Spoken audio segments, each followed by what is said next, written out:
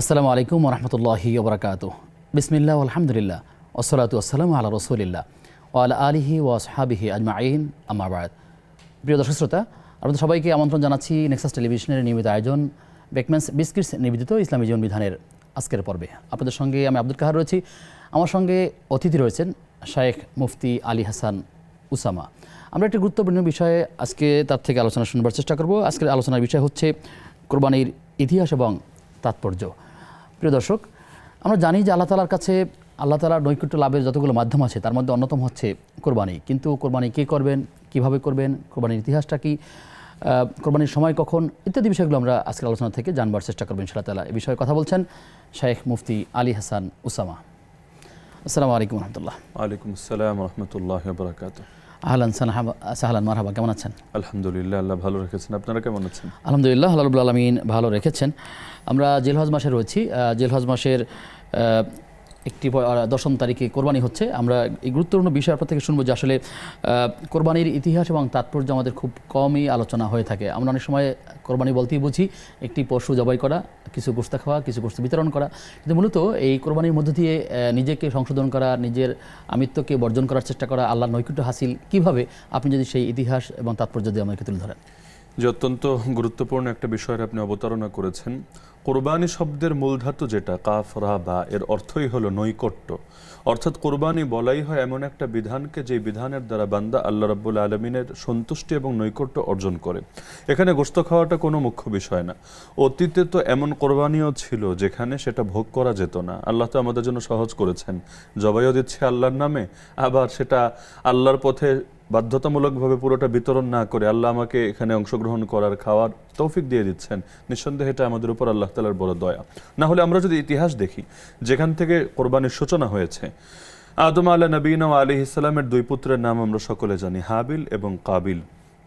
তাদের ভেতরে একটা বিষয়কে কেন্দ্র করে মতনৈক্য হলো এবং এক পর্যায়ে এটা অন্তর্দ্বন্দ্বের দিকে চলে গেল। সে সময় তারা সিদ্ধান্ত নিল যে আমরা উভয়ে মিলে আল্লাহর জন্য কোরবানি উপস্থাপন করব। আল্লাহ যার কোরবানিটা কবুল করবেন ফয়সালা তার পক্ষে যাবে, যারটা কবুল হবে না তার পক্ষে যাবে না। উভয়ই কোরবানি উপস্থাপন করলো। আল্লাহ জানান একজনের থেকে কবুল হলো আর একজনের থেকে কবুল হলো না। যার থেকে কবুল হলো না সে উত্তেজিত হয়ে গেল। ওই জামানায় কবুল বোঝাটা সহজ ছিল, আমাদের ক্ষেত্রে তো এটা একটু জটিল। আমরা কার আল্লাহর জন্য করছি আর আল্লাহর জন্য করছি না, এটা আলাদা করা যায় না। ওই সময় আল্লাহর জন্য যেটা কোরবানি করা হতো সেই অংশটাকে আলাদা করে রেখে আসা হতো এবং সেটা আসমান থেকে আগুন এসে ভস্য করে দিত। যদি দেখা যেত যে এখানে কোনো অস্তিত্ব নাই হয়ে গিয়েছে, নিশ্চিহ্ন হয়ে গিয়েছে, বোঝা যেত কবুল হয়েছে।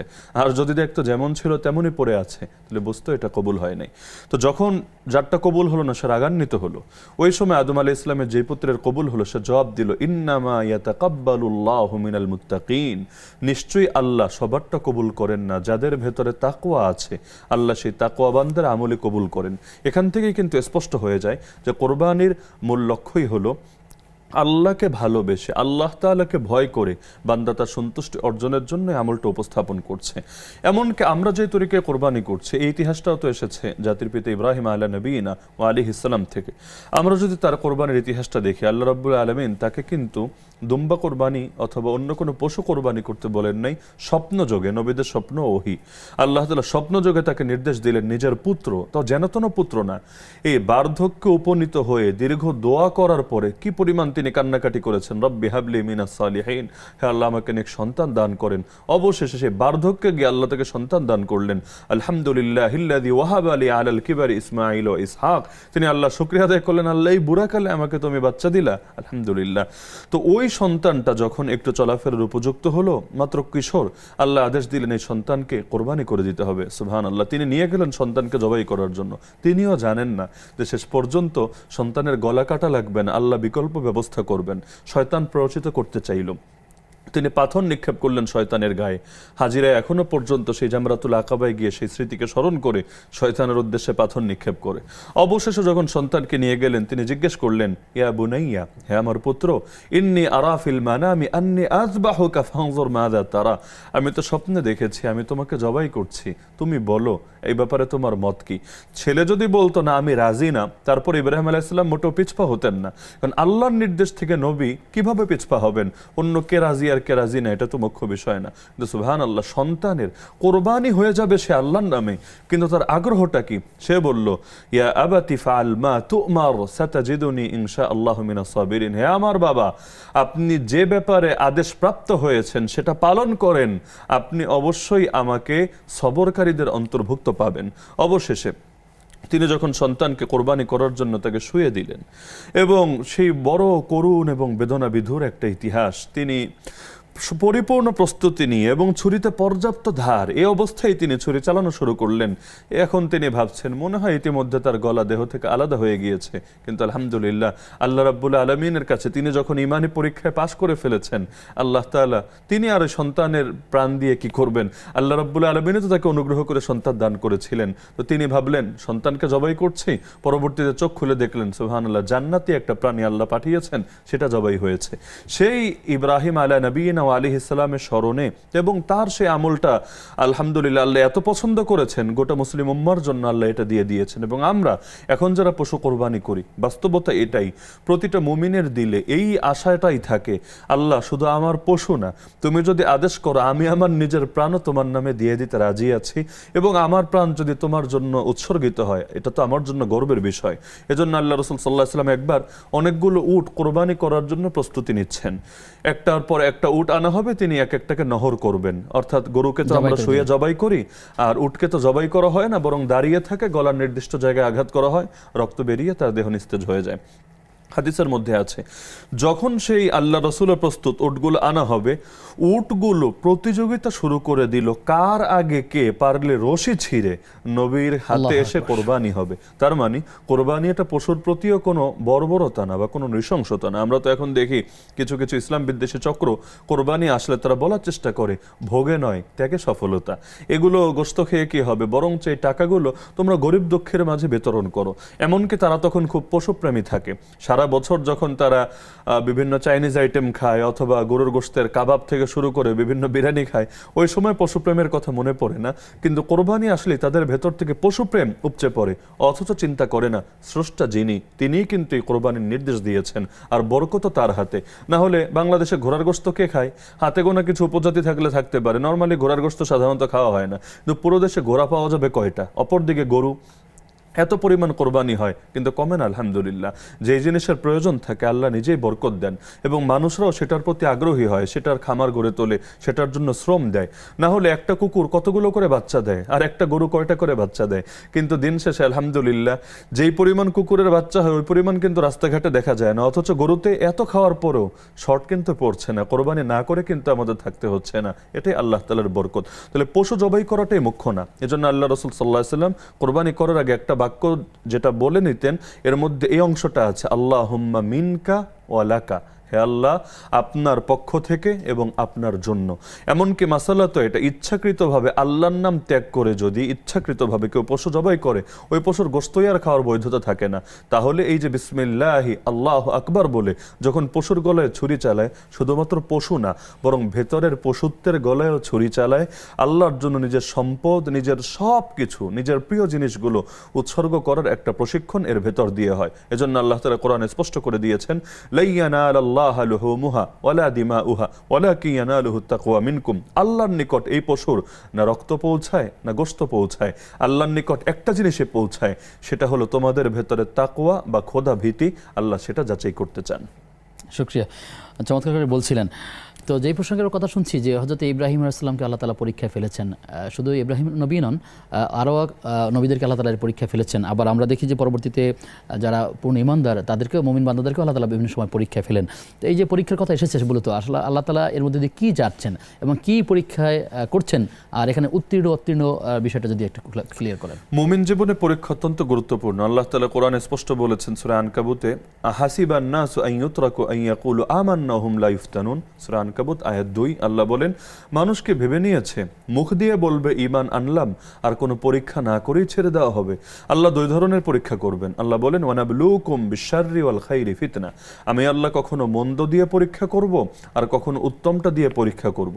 কখনো ভালো হালতে রেখে আল্লাহ পরীক্ষা করবেন বান্দার শুকরিয়া আদায় করে কিনা, আর কখনো বিভিন্ন বিপদ এবং মুসিবতে ফেলে আল্লাহ দেখবেন সে সবর করতে পারে কিনা, অটল এবং অবিচল থাকতে পারে কিনা। এজন্য আল্লাহ সূরা বাকারায় বলেন ওয়ালানা ওয়ালানাবলুয়ান্নাকুম বিশাইইম মিনাল খাউফি ওয়াল জু', আমি আল্লাহ তোমাদেরকে অবশ্যই পরীক্ষা করব, কখনো কিছু ভয়ভীতি দিয়ে, কখনো কিছু ক্ষুধামন্দা দিয়ে, ওয়া নাকসিম মিনাল আমওয়ালি ওয়াল আনফুসি ওয়াস সামারাত, কখনো সম্পদ, প্রাণ অথবা ফল ফসলের কমতি দিয়ে।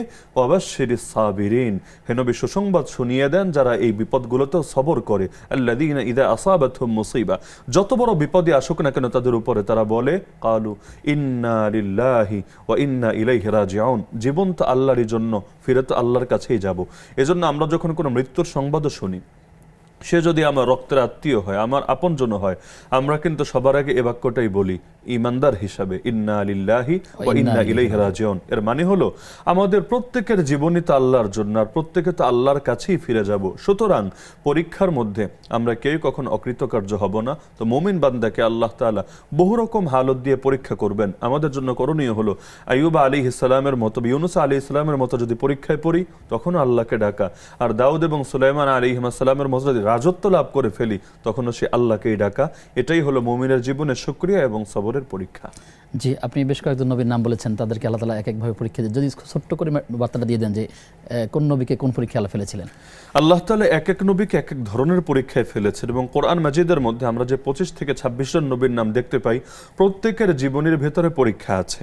এবং আল্লাহ রাসূল সাল্লাল্লাহু আলাইহি সাল্লাম বলেন, যেটা বুখারীতে এসেছে, আশাদ্দুন নাসি বালাআন আল আম্বিয়া, সবচাইতে কঠিন পরীক্ষায় আক্রান্ত হন নবীরা, সুম্মাল্লাযীনা ইয়ালুনাহুম সুম্মাল্লাযীনা ইয়ালুনাহুম, এরপর নবীদের যারা যত কাছে তাদের পরীক্ষা হয় তত বেশি। এজন্য আমরা জানি সব নবীর চাইতে শ্রেষ্ঠ নবী মুহাম্মদুর রাসূলুল্লাহ সাল্লাল্লাহু আলাইহি সাল্লাম, তিনি বলেন, আল্লাহর পথে আমাকে এত বেশি কষ্ট দেওয়া হয়েছে যত বেশি কষ্ট কোনো দিনও কোনো মানুষকে দেওয়া হয় নাই। উযীতু ফিল্লাহি মা লাম ইউযা আহাদ, এমনকি নবীজি ক্লিয়ার করে বলেন, ইউবতালার রাজুলু বিহাসাবি দীনিহি, যার দিনদারি হবে যতটুকু তার উপর পরীক্ষাও আসবে ততটুকু। তো নবীগণের ক্ষেত্রে আমরা এটা এই বাস্তবতা দেখতে পাই, এক এক নবীকে এক এক ভাবে পরীক্ষা নিয়েছেন, কারণ মাথার উপর করাত রেখে। আলোচনায় আসবো বিরতির পর ইনশাআল্লাহ তাআলা। প্রিয় দর্শক, আপনারা দেখছেন বেকম্যানস বিস্কিটস নিবেদিত ইসলামী জীবন বিধান। সময় হয়েছে একটা বিরতির, ফিরছি কিছুক্ষণ পর, সাথে থাকুন। বিরতির পরে সবাইকে আবারও আমন্ত্রণ জানাচ্ছি নেক্সাস টেলিভিশনের প্রতিদিনকার আয়োজন বেকম্যানস বিস্কিটস নিবেদিত ইসলামী জীবন বিধানের আজকের পর্বে। আপনাদের সঙ্গে আমি আব্দুল কাহার রয়েছি, আমার সঙ্গে অতিথি রয়েছেন শায়েখ মুফতি আলী হাসান উসামা।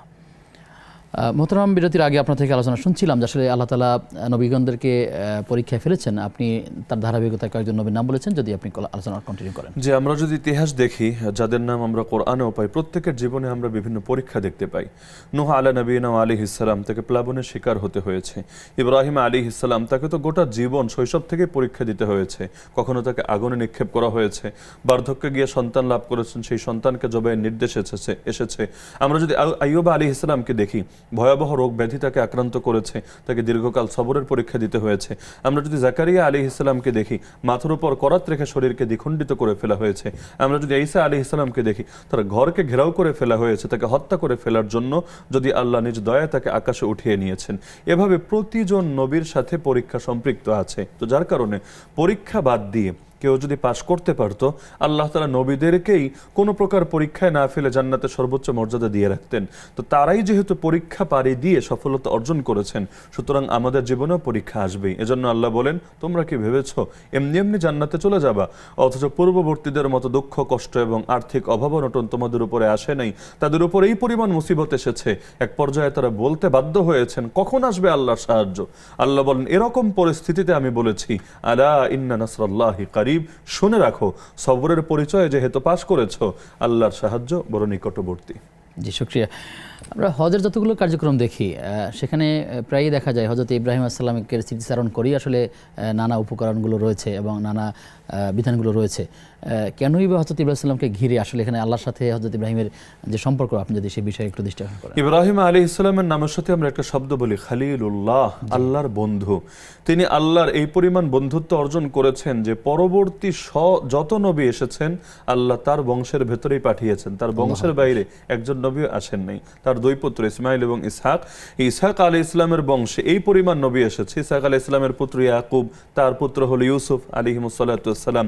এভাবে আস্তে আস্তে নবী ঈসা আলাইহিস সালাম পর্যন্ত সকলে একই বংশের, যাদেরকে বনি ইসরাইল বলা হয়। ইসরাইল হলো ইসহাক আলাইহিস সালামের আরেক নাম, তার বংশ। আর আমার রাসূল সাল্লাল্লাহু আলাইহি ওয়াসাল্লাম, তিনি হলেন ইসমাইল আলাইহিস সালামের বংশ। আল্লাহ এই পরিমাণ ভালোবেসেছেন ইব্রাহিম আলাইহিস সালামকে, যার কারণে কোরআনে 6 জায়গায় এক দুই না, বরঞ্চ 6 জায়গায় আল্লাহ নবীকে আদেশ করেছেন আপনি ইব্রাহিমের মিল্লাতের অনুসরণ করেন, তার দিন তার আদর্শের অনুসরণ করেন। আমরা জানি সমস্ত নবীদের দিন আর মূল আদর্শ একই, লা ইলাহা ইল্লাল্লাহ। এই ঈমানের দাবিতে নবীদের মধ্যে কোনো ভিন্নতা থাকে না। আর ইব্রাহিম আলাইহিস সালাম যে কোরবানি দিয়েছেন, এই পরিমাণ আল্লাহর ভালোবাসা অর্জন করেছেন, আল্লাহ চেয়েছেন এগুলোকে তিনি স্মরণীয় করে রাখবেন। তিনি তার পুত্রকে নিয়ে যখন কাবা বানালেন, আল্লাহ বললেন মানুষের মধ্যে হজের আজান দিয়ে দেন, সারা দুনিয়া থেকে মানুষ পায়ে হেঁটে এবং বাহনে চড়ে চড়ে আসবে। যার কারণে হজের প্রতিটা ক্ষেত্রে আপনি জামরাতুল আকাবাই বলেন, আবার অন্য অন্য যত বিধান আছে, এমনকি শেষে কোরবানি বলেন, সবকিছুতে দেখবেন ইব্রাহিম আলাইহিস সালামের স্মৃতিচারণ সম্পৃক্ত। এমনকি সাফা থেকে মারোয়া থেকে সাফায় যে দৌড়দৌড়ি হচ্ছে, সেই হাজেরা আলাইহিস সালাম শিশু ইসমাইলকে রেখে পানির সন্ধানে যে ছোটাছুটি শুরু করেছিলেন, সেটা এখানে আছে। এমনকি মাকাম ইব্রাহিম তিনি পা রেখেছিলেন যেখানে, এবং যেখানে পা রেখে তিনি আল্লাহর ঘর নির্মাণ করেছেন, সেটা পর্যন্ত এখনো স্মরণীয়। এবং তাওয়াফের 2 রাকাত নামাজ আদায় করতে হয়, সেটাও মাকাম ইব্রাহিমের পেছনে। তো যার কারণে ইব্রাহিম আলাইহিস সালামকে আল্লাহ এত ভালোবেসেছেন, থেকে কিয়ামত পর্যন্ত এই উম্মতের ভেতরেও আল্লাহ স্মরণীয়, বরণীয় এবং অনুসরণীয় বানিয়ে রেখেছেন। আল্লাহু আকবার, খুব সুন্দর করে বুঝিয়ে দেওয়ার জন্য।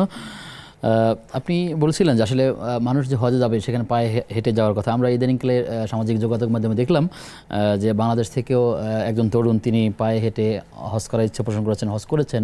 তো আসলে এই যে কোনো একটা জিনিস সহজ থাকার পরেও নিজের জীবনকে কঠিন করে নেওয়া, অথবা কোনো একটা ইতিহাস রচনা করার ক্ষেত্রে ইবাদতের সাথে সম্পৃক্ত করা, তো এই বিষয়গুলোকে নিয়ে যদি আপনি খোলাসা করেন। আল্লাহ রাসূল সাল্লাল্লাহু আলাইহি ওয়াসাল্লাম ইবাদতের ক্ষেত্রে অযথা নিজের থেকে বাড়াবাড়ি করা বা এটাকে কষ্টে পরিণত করাকে চরম অপছন্দ করতেন। এর ধরনের বিভিন্ন হাদিস আমরা দেখি যেখানে আল্লাহ রাসূল এগুলোর বিরুদ্ধে নিন্দা জ্ঞাপন করেছেন।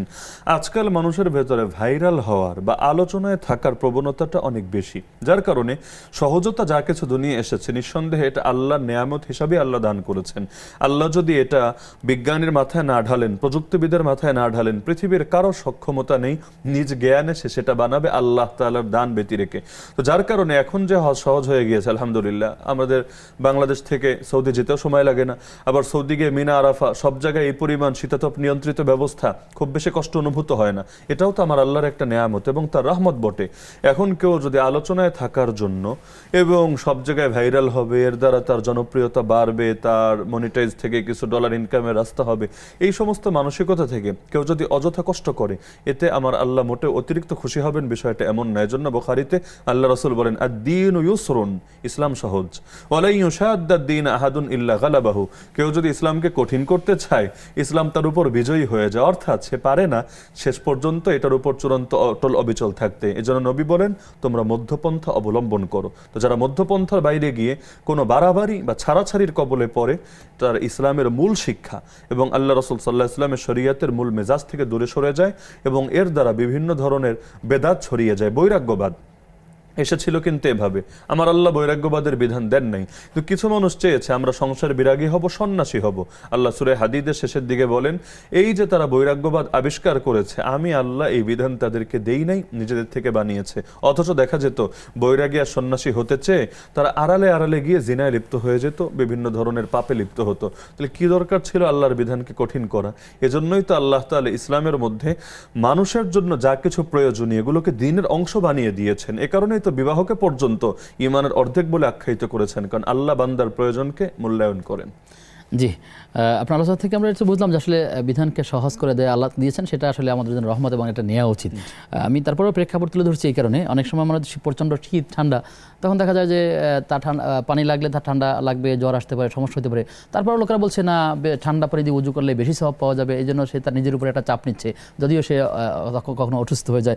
আবার কখনো দেখা যায় যে যখন সামগ্রিকভাবে টিকে নেওয়ার প্রয়োজন হয় বাচ্চাদের অথবা নিজের বড়দের, তখন বলছে না আমি তো আল্লাহর উপর তাওয়াক্কুল করছি, আমি টিকে নেবো না, টিকে নেওয়া এটা ইহুদের থেকে নিয়ে আসা হয়েছে, আমি নিচ্ছি না। এই যে নিজেকে আরেকদিকে ধাবিত করে ঠেলে দেওয়া, তো এটি আসলে কি ধরনের তাকওয়া কিংবা এটা আল্লাহ রাসূলের শিক্ষার বিপরীত। আল্লাহ রাসূল সাল্লাল্লাহু আলাইহি ওয়াসাল্লামের জামানায় আমরা যদি নজর দেই তাহলে দেখব নবীজি কিন্তু প্রতিদিন রোজা রাখতেন না। অনেক মানুষ এমন যারা ভাবে 365 দিন বা বছরে 5 দিন নিষিদ্ধ বাদ দিলে 360 দিন আমরা রোজা রাখবো, অথচ আল্লাহর নবীর আদর্শ কিন্তু এমন ছিল না। বরঞ্চ নবীজি বলেন সর্বোত্তম রোজা দাউদ আলাইহিস সালামের রোজা, তিনি একদিন রাখতেন, একদিন রোজা ছাড়া কাটাতেন। এমনকি নবীজির প্র্যাকটিস আমরা সেটাও দেখি না। নবীজির প্র্যাকটিস দেখি সপ্তাহে নিয়মিত 2টা রোজা রাখতেন, মাসিক 3টা রোজা রাখতেন, আর কখনো যেমন শাবান মাস এবং বিভিন্ন গুরুত্বপূর্ণ মাসে আল্লাহ রসুল সাল্লাহ সাল্লাম বিভিন্ন রোজা রাখতেন, এটাই উত্তম আদর্শ। একইভাবে রাত, আল্লাহ রসুল সারা রাত কিন্তু নামাজে কাটিয়ে দিতেন না, বরঞ্চ নবীজি বলেছেন তোমার উপর তোমার চোখেরও হক আছে, তোমার শরীরেরও হক আছে, তোমার স্ত্রীরও হক আছে। তো যার কারণে আল্লাহ রসুল সাল্লাহ সাল্লাম রাতের কিছু অংশ ইবাদতের জন্য বরাদ্দ রাখতেন, আবার কিছু অংশ তিনি ঘুমের জন্য, বিশ্রামের জন্য বরাদ্দ রাখতেন। এমনকি আল্লাহ রসুল বলেছেন তাওয়াক্কুল বা ভরসা কাকে বলে তোমরা জানো? ভরসা হলো ইয়াকিলহা ওয়া তাওয়াক্কাল আলাই, আগে উঠ বাঁধবা, এরপর আল্লাহর উপর ভরসা করবা, নিজের সাধ্যে যেটা আছে সেই আসবাব বা মাধ্যম গ্রহণ করবা, আর যেহেতু সবকিছু চূড়ান্ত নিয়ন্ত্রণ আল্লাহর হাতে, সেটার ব্যাপারে আল্লাহর উপর ভরসা করবা। তো এখন যদি কেউ ট্রিটমেন্ট না নেয়, অসুস্থ হওয়ার পরে অথবা অসুস্থ হওয়ার আগেই যদি সতর্কতামূলক যে পদক্ষেপ আছে এগুলো গ্রহণ না করে, আর সে ভাবে এটাই মনে হয় ভরসার দাবি, এটাকে ভরসা বলে না। এজন্য ওমর রাদিয়াল্লাহু আনহু দেখলেন কিছু লোক হজে এসেছে কিন্তু কোনো পাথেও নাই, খালি হাতে। তিনি বললেন তোমরা কারা? এভাবে খালি হাতে কেউ আসে নাকি? সফরে গেলে তো মানুষ সফরের প্রস্তুতি নিয়ে যায়, খাবার দাবার অন্যান্য যা কিছু প্রয়োজন, টাকা পয়সা। তারা বলল নাহনুল মুতাওয়াক্কিলুন, আমরা হলাম ভরসাকারী গ্রুপ, ভরসাকারী পার্টি। তিনি বললেন না, তোমরা ভিক্ষুক পার্টি, তোমরা ভরসাকারী পার্টি না। তো যার কারণে ইসলাম মানুষকে সাধ্যের বাইরে বোঝা নিতে বলে না, এবং যখন আল্লাহ কোনো কিছু সহজ করে দেন সেটা কঠিন করার মধ্যেও বুজুর্গি থাকে না। এজন্য উদাহরণ হিসেবে ছোট্ট একটা হাদিস বলি। আল্লাহ রসুল দেখলেন কিছু সাহাবী জোরে জোরে আল্লাহর জিকির করছে, জোরে জোরে। নবীজি বললেন আল্লাহ তাআলা অন্ধ না, বধির না, চিল্লায়া চিল্লায় আল্লাহকে শোনাতে হবে না, বরঞ্চ তোমরা সাধারণভাবে জিকির করো, আল্লাহ তাআলা পর্যন্ত তোমাদের জিকির ঠিকই পৌঁছে যাবে। তো যার কারণে সাধ্যের বাইরেও বোঝা নেওয়া উচিত না, আর আসবাব ছেড়ে দিয়ে কোনো ভরসা হয় না, বরঞ্চ আসবাব গ্রহণ করব, কিন্তু সব আসবাব যা নিয়ন্ত্রণে, গ্রহণ করার পরে চূড়ান্ত নিয়ন্ত্রণ সেটা যেহেতু আল্লাহর হাতে, আমরা তার কাছে সাহায্য চাইব, এটাই হলো ভরসা। জি, শুকরিয়া। গুরুত্বপূর্ণ বিষয় আলোচনা করছিলেন, আরও কিছু বিষয় আছে আমরা জানবো বিরতির পর ইনশাআল্লাহ। প্রিয় দর্শক, আপনারা দেখছেন বেকম্যানস বিস্কিটস নিবেদিত ইসলামী জীবন বিধান। সময় হয়েছে আবার একটা বিরতির, ফিরছি কিছুক্ষণ পর, সাথে থাকুন। বিরতির পরে সবাইকে আবারও আমন্ত্রণ জানাচ্ছি নেক্সাস টেলিভিশনের প্রতিদিনকার আয়োজন বেকম্যানস বিস্কিটস নিবেদিত ইসলামী জীবন বিধানের আজকের পর্বে। আপনাদের সঙ্গে আমি আব্দুল কাহার রয়েছি, আমার সঙ্গে অতিথি রয়েছেন শাইখ মুফতি আলী হাসান উসামা। আমরা আলোচনা করছিলাম কোরবানির তাৎপর্য এবং ইতিহাস এই বিষয়ের উপরে। মোহতারাম, আপনি বলছিলেন যে আসলে ভরসার ব্যাখ্যা আপনি দিয়েছেন, তারপরেও সমাজের বাস্তবতা হচ্ছে আমাদের সমাজে অনেক এমন আছেন যারা কার্যত কোনো কাজ করছেন না, কোনো ব্যবসা করছেন না, শুধুমাত্র নিজে একটা প্রতিষ্ঠান কিংবা নাম দিয়ে কোনো একটা, সেটা কথিত নাম, দরবার কিংবা নানা রকমভাবে সেখানে জিজ্ঞাসা করছেন, তালিম দিচ্ছেন, কিছু লোককে তালিম দিচ্ছেন, বলছেন যে আসলে আমরা আল্লাহ তাআলার উপরে ইবাদত করি এবং তার উপর ভরসা করি, আমাদের রিজিকের ব্যবস্থা মানুষরা নিয়ে আসে, আমাদের কিছু করতে হচ্ছে না। এভাবে কোনো কাজকর্ম না করে ফেলে রেখে শুধুমাত্র শুধু ইবাদতের মধ্যে কাটিয়ে দিয়ে নিজেদেরকে খুব আল্লাহর কাছাকাছি হওয়ার চেষ্টা করছেন এক শ্রেণীর গ্রুপ এমনটি রয়েছেন। আসলে এদের সম্পর্কে যদি আপনি বলেন।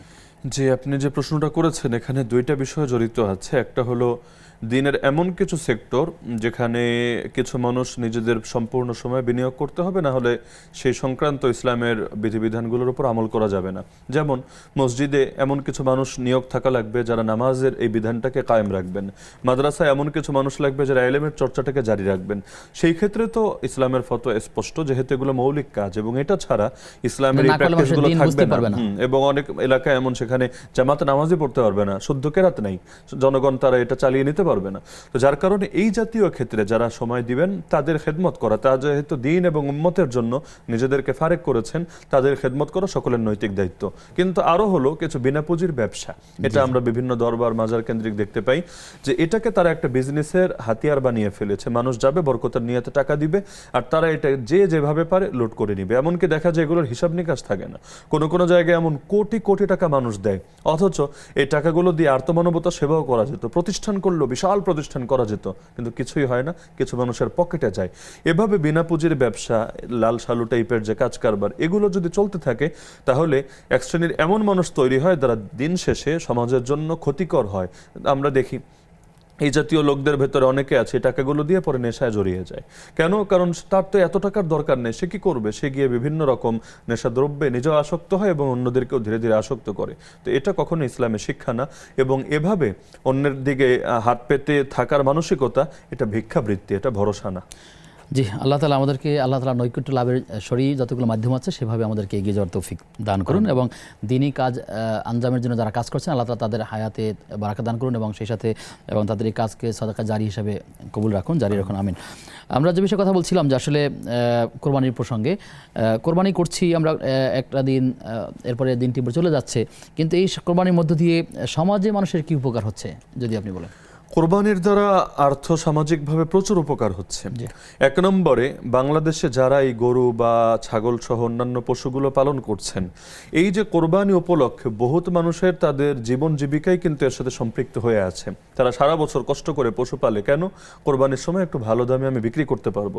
তাহলে কোরবানির বিধান দ্বারা আর্থিকভাবে তারাও কিন্তু লাভবান হচ্ছে। দ্বিতীয়ত, যখন পশু জবাই হচ্ছে, মানুষ তো আর নিজে নিজে এত বড় পশু ছেলা কাটায় এটা সম্ভব না, এর জন্য অনেক লোককে সহযোগিতায় সম্পৃক্ত করতে হচ্ছে, এর দ্বারা তাদেরও কিন্তু আর্থিকভাবে ফায়দা হচ্ছে। তারপর যখন জবাই করা হলো, ইসলাম আমাদেরকে উৎসাহিত করে পুরোটাই নিয়ে তোমার ফ্রিজে ঢোকায়ও না, পুরোটা নিজে খাওয়ার চিন্তা করো না, বরঞ্চ এটাকে অন্তত 3 ভাগ করো। বেশি হলে সমস্যা নেই, যদি এমন হয় যে না আমি 3 ভাগ না করে বরঞ্চ নিজের জন্য 1-2 কেজি রেখে সবই দিয়ে দিলাম, সমস্যা নেই। গরিবের সংখ্যা বেশি আছে, গরিবের সংখ্যা থাকতেই পারে বেশি, আত্মীয় স্বজন বেশি আছে, কিন্তু ইসলাম বলেছে সর্বনিম্ন হলেও তুমি 3 ভাগ করে সর্বোচ্চ 1 ভাগ রাখো নিজের আর নিজের ফ্যামিলির জন্য, বাকি 2 ভাগ 1 ভাগ দিয়ে তুমি গরিব মানুষের, যারা বাস্তবেই গরিব, তাদেরকে তুমি সাহায্য করো। আর আরেকটা অংশ যেটা আছে, তাদের দ্বারা আত্মীয় স্বজনের যে খেদমত আছে, সারা বছর যেহেতু খুব বেশি কিছু করতে পারে না, তাদেরও এটা হক আদায় করো। বিশেষ করে কোরবানির দিন যারা নিজেরা কোরবানি করতে পারে না, তাদেরও তো সন্তান আছে, তাদেরও তো একটু মনে চায় আনন্দে শরিক হতে। তো কোরবানি আমাদেরকে এটাই শেখায় যে আমরা শুধু নিজেরাই ভোগ করব না, বরং তাদেরকেও আনন্দের ভেতরে শরিক করব। যদিও দুঃখজনক একটা ব্যাপার হলো, এখন মানুষ প্রকৃত গরিবদেরকে খুঁজে খুঁজে দেয় না, শর্টকাট করতে চায়। আর শর্টকাট করতে গিয়ে গরিবের দুয়ারে নিজে যায় না, বরঞ্চ দেখে তার দুয়ারে কে কে আসছে।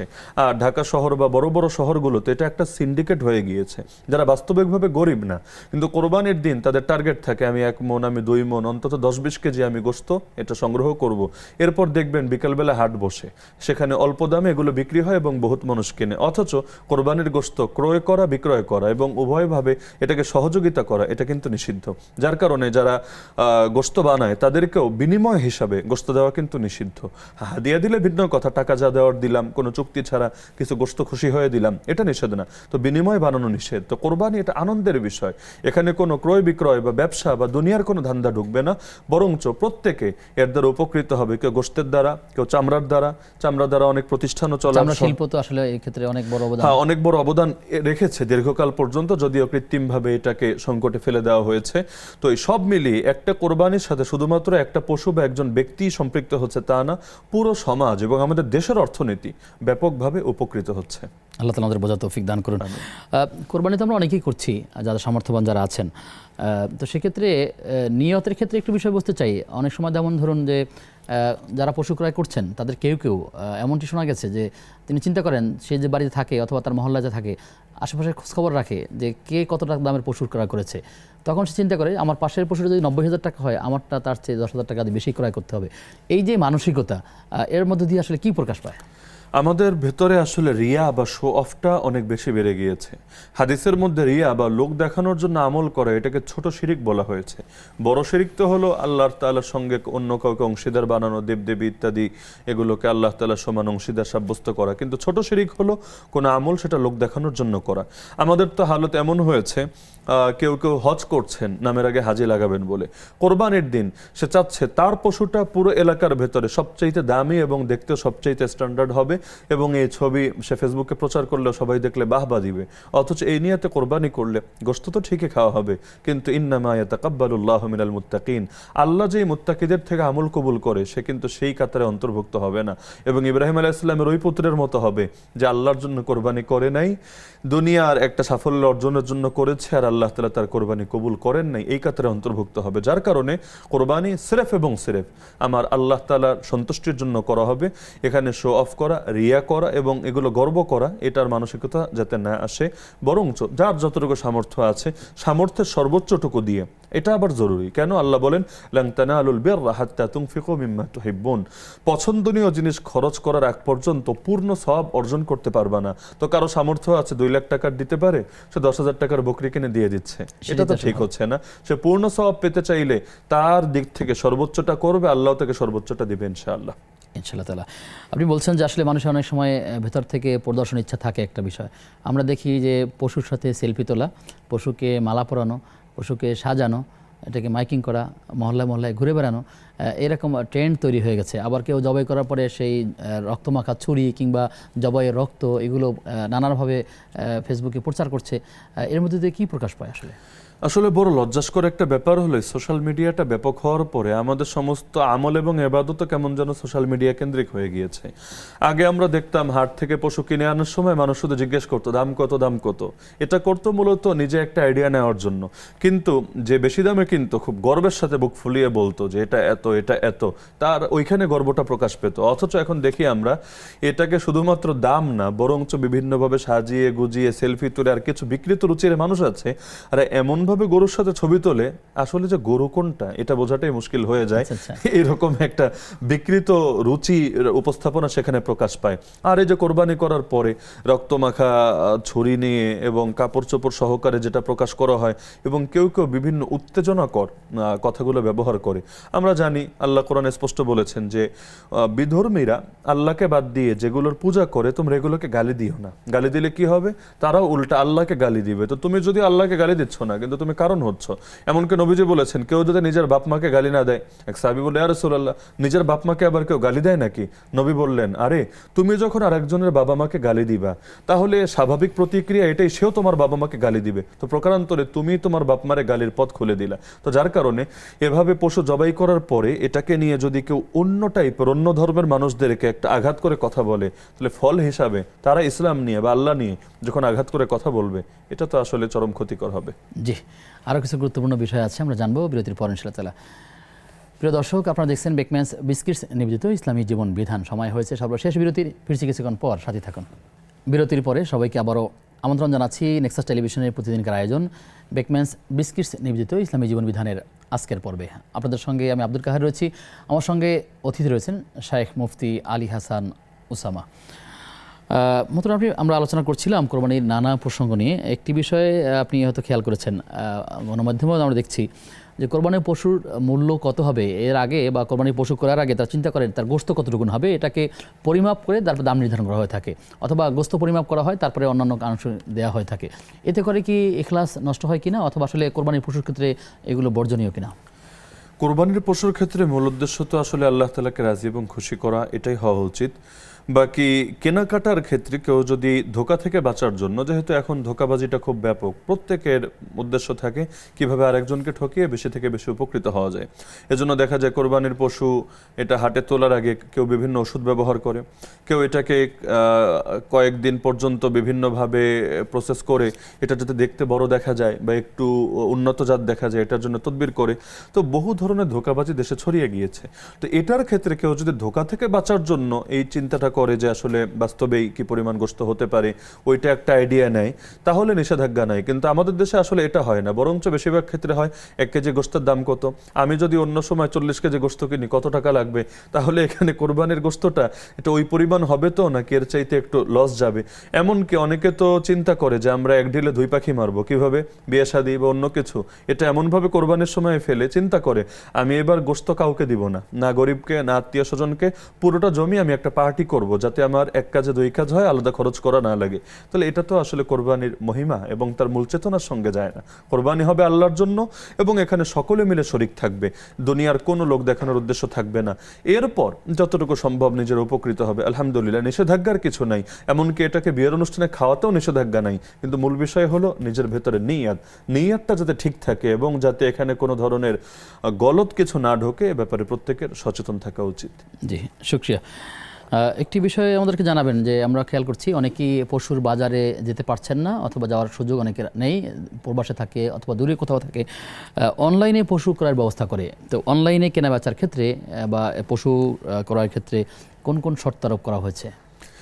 যে কোনো জিনিস সেটা যদি অনলাইনে কেনা হয়, অফলাইনের জায়গায় অনলাইনে বড় পার্থক্য হলো এখানে যে অনেক সময় ছবির দেখা বাস্তব দেখার মতো হয় না, এবং যেভাবে গুণাগুণ বর্ণনা করা হয় পরবর্তীতে সেটার সাথে মিল পাওয়া যায় না। যদি এমন হয় যে একজন মানুষ যেভাবে চুক্তি করেছে সেখানে যে যে কন্ডিশন দেয়া ছিল, যে যে গুণাগুণ বর্ণিত হয়েছে, সে মাল ডেলিভারি পাওয়ার পরে সে দেখেছে না সবকিছু মিল আছে, মৌলিক কোনো ফারাক নেই, তাহলে সেই ক্ষেত্রে এই ক্রয় বিক্রয়ের ক্ষেত্রেও কোনো ধরনের জটিলতা নাই। কিন্তু যদি এমন দেখা যায় যে সেখানে ছিল একরকম, তার কাছে উপস্থাপন হয়েছে একরকম, বাস্তবে পেয়েছে আর একরকম, এখানে ইসলামের ভাষায় ক্রেতা খিয়ারুর রুইয়া পায়, অর্থাৎ সে যেহেতু আগে দেখে নাই এখন দেখেছে বাস্তবে, আগে হয়তো গুণ বর্ণনা দিয়েছে বা একটা অন্য ছবি ডাউনলোড করে তাকে দিয়েছে যেটার সাথে বাস্তবতার মিল নাই, তাহলে সে যদি পরবর্তীতে এখানে আগে না দেখে থাকে নতুন করে দেখে, তো সেখানে সে স্বাধীনতা পায়। একইভাবে সে যদি এমন কোনো দোষ পায় যেটা আগে তাকে বলা হয়নি, এটার জন্য স্বাধীনতা পায়, সেই চুক্তিটাকে উইথড্র করতে পারে এবং যার গরু তাকে ফেরত দিতে পারে। সে যদি নিতে রাজি না হয়, আইনের সাহায্য এবং এটা বিচারকের সাহায্য নেওয়ার সুযোগ ইসলামের ভেতরে আছে। যদিও এই জাতীয় ক্ষেত্রে আমাদের পরামর্শ থাকে যে অনলাইনে কিনলো এমন কোনো মাধ্যম থেকে বা এমন কোনো প্রতিষ্ঠান থেকে কেনা যারা কথা ঠিক রাখে, কথা এবং কাজে মিল থাকে, সেই ক্ষেত্রে অনলাইনে কিন্তু কোনো সমস্যার কিছু নেই এবং মাসালাগত জটিলতাও নেই। জি, শুকরিয়া আপনাকে। আমরা একটা বিষয় লক্ষ্য করছি যে দেখা গেল একজন হয়তো পশু জবাই করবেন বা পশু কোরবানি করবেন, কিন্তু তার সেই রকম জনবল নেই, অথবা তিনি অনেক দূরেই থাকেন কর্মস্থলের কারণে, কিন্তু তিনি চাচ্ছেন যে আসলে গরিবদের মাঝে যেন সুষ্ঠুভাবে বন্টন হয়। অপরদিকে বাংলাদেশে অনেক ফাউন্ডেশন আছে যারা কোরবানির গোশতগুলো সংরক্ষণ করে এবং একদম প্রান্তিক মানুষের কাছে এটা দেওয়ার চেষ্টা করেন, সবার জন্য কোরবানি যাতে পৌঁছে যায়। তো তাদের হাতে যদি আমানতকে বুঝিয়ে দিতে পারে, এক্ষেত্রে কাজগুলো কেমন, এবং যদি যারা দিচ্ছেন এবং যারা গ্রহণ করছেন তাদেরকে কোন কোন বিষয়ে সতর্ক থাকতে হবে? যে অনেকে আছে এমন যারা একাধিক কোরবানি করে, আবার অনেকে আছে এমন যারা কোরবানি একটা করলেও নিজে সেখানে সরাসরি জড়িত থাকতে পারে না প্রবাসী হওয়ার কারণে, অথবা কর্মস্থলে পাওয়া যাচ্ছে না। তো এই জাতীয় ক্ষেত্রে আমরা বলি যে অন্য কারো মাধ্যমে যদি কোরবানি করায়, সেটা কোনো ব্যক্তি হোক অথবা কোনো প্রতিষ্ঠান হোক, সমস্যার কিছু নেই। তবে এখানে একটা শর্ত আছে, এমন আমানতদার ব্যক্তির নিকটে এটা দায়িত্বটা সমর্পণ করা দরকার যিনি এই কাজটা যথাযথভাবে পালন করবেন, এবং তার দায়িত্ব বুঝিয়ে দিয়ে শেষ না, বরঞ্চ খোঁজখবর রাখা দরকার যে আপনি আমার পশুটা কিনেছেন কিনা, কিনলে পশুটা জবাই ঠিকভাবে হচ্ছে কিনা। এক্ষেত্রে আমাদের একটা উপকারিতার দিক আছে। আলহামদুলিল্লাহ এখন বাংলাদেশেও এমন কিছু প্রতিষ্ঠান গড়ে উঠেছে যারা পুরো দেশের সব গরিবদেরকে নিয়ে ভাবে, শুধু নিজ এলাকা বা নিজ গ্রাম বা নিজ জেলার শুধু না, সারা দেশে। এখন আমি যদি চাই যে আমি হিলটেক্স পার্বত্য অঞ্চলের গরিবদেরকে আমার কোরবানির গোশত দিয়ে সাহায্য করব, ব্যক্তিগতভাবে আমি কিন্তু পারবো না। আমি যদি ভাবে বন্যা হচ্ছে যে এলাকাগুলোতে, সম্প্রতি সুনামগঞ্জে বন্যা হয়েছে, সেখানকার মানুষদেরকে আমি আমার গোশতে দিয়ে খেদমত করব, আমি কিন্তু এটা ব্যক্তিগতভাবে হয়তো পারবো না। একই কথা উত্তরাঞ্চলের অসহায় মানুষদেরকে নিয়ম। তো যার কারণে এই প্রতিষ্ঠানগুলোকে যদি আমরা আমাদের কোরবানি একাধিক হওয়ার কারণে কোনো একটা হোক, অথবা আমার ব্যস্ততার কারণে আমি যদি তাদেরকে দায়িত্বটা সমর্পণ করি এবং আমি খোঁজখবর রাখি, তারাও যথাযথভাবে কোরবানিটা করে এটাকে তারা গরিব দুঃখীর মাঝে যারা প্রকৃত হকদার বিলি করে দেয়, আলহামদুলিল্লাহ এটা উত্তম একটা খেদমত হবে এবং বাংলাদেশের আর্তমানবতার জন্য বড় একটা সেবা হবে। জি, শুকরিয়া। আপনি হয়তো লক্ষ্য করেছেন কোরবানি যখন আসে আমরা দেখি কোরবানির ভাগের সাথে যারা কোরবানি দিচ্ছেন একই পশুতে, বিশেষ করে গরুর ক্ষেত্রে 7টি ভাগে অংশীদারিত হয়ে, সেখানে কারণ কোনো ভাইকে শোনা যাচ্ছে যে তিনি তার সন্তানের জন্য আকিকা দিবেন। প্রশ্ন হচ্ছে যে কোরবানির সাথে আকিকা দেওয়াটা ইসলামী শরিয়া দৃষ্টিকোণ থেকে যদি আপনি বিশ্লেষণ করেন। আকিকাটা স্বতন্ত্র হওয়াটাই উত্তম। আর আকিকার ক্ষেত্রে তো স্ট্যান্ডার্ড পশু কি হবে আল্লাহ রাসূল সাল্লাল্লাহু আলাইহি ওয়াসাল্লাম শিখিয়ে গিয়েছেন, যদি ছেলে হয় তার জন্য 2টো ছাগল বা খাসি, যদি মেয়ে হয় তার জন্য একটা। এখন মাসালা হলো কেউ যদি কোরবানির সঙ্গে দিতে চায়, অনেকে আছে ছোটবেলায় সন্তানদের পক্ষ থেকে দেয়নি, এখন বড় হয়েছে সে দিতে চাচ্ছে, তো মাসালাগতভাবে যদিও এটা নিয়ে ইখতিলাফ আছে কিছু, এবং একদল এটা ভিন্ন মত পোষণ করেন, মানে জীবনের বিনিময়ে জীবন, জি, ভিন্ন মত পোষণ করেন। কিন্তু আমাদের বাংলাদেশের অধিকাংশ যদি হানাফি মাযহাব ফলো করে থাকেন, আমরা যদি হানাফি মাযহাবের আলোকে এর সমাধান দিতে চাই, তাহলে বলবো এটাকে অবৈধ বলার সুযোগ নেই, বৈধ হয়ে যাবে। আকিকা এবং কোরবানি একই পশুতে বৈধ হয়ে যাবে। তবে উত্তম হবে উদ্দেশ্য যেটা, মানে আসলে আকিকার উদ্দেশ্যটা কি, সেটাই তো একটা বড় বিষয়। যে উদ্দেশ্য এখানে যেহেতু জবাইটা আল্লাহর নামে হচ্ছে এবং পশুটা আল্লাহর নামে উৎসর্গ করে দিচ্ছে, আর আকিকার গোশতও খাওয়া যায়, কোরবানির গোশতও খাওয়া যায়, তো দিন শেষে যেহেতু এটা আল্লাহর নামে হচ্ছে সেই হিসাবে আদায় হয়ে যাবে। তবে আকিকাতে স্বতন্ত্র একটা আলাদা করে একটা প্রাণী জীবনের বদলে জীবন যাচ্ছে, আর এখানে এক প্রাণীর ভেতরে জগা খিচুড়ি বা একাধিক উদ্দেশ্য জমা হয়ে যাচ্ছে, তো যার কারণে এটা উত্তম না, বা এটা আমরা সুন্নতের খেলাফ তো বটেই, সুন্নতের খেলাফ তো বটেই। তবে এটা কেউ যদি করে আদায় হয়ে যাবে, এটা বলার সুযোগ নেই যে তোমার এটা হয়ই নাই বা তোমার এটা পাপ হয়েছে, এটা বলার সুযোগ নেই। তবে উত্তম হয় নাই এবং আল্লাহ রাসূলের মূল আদর্শ সে ফলো করে নেই।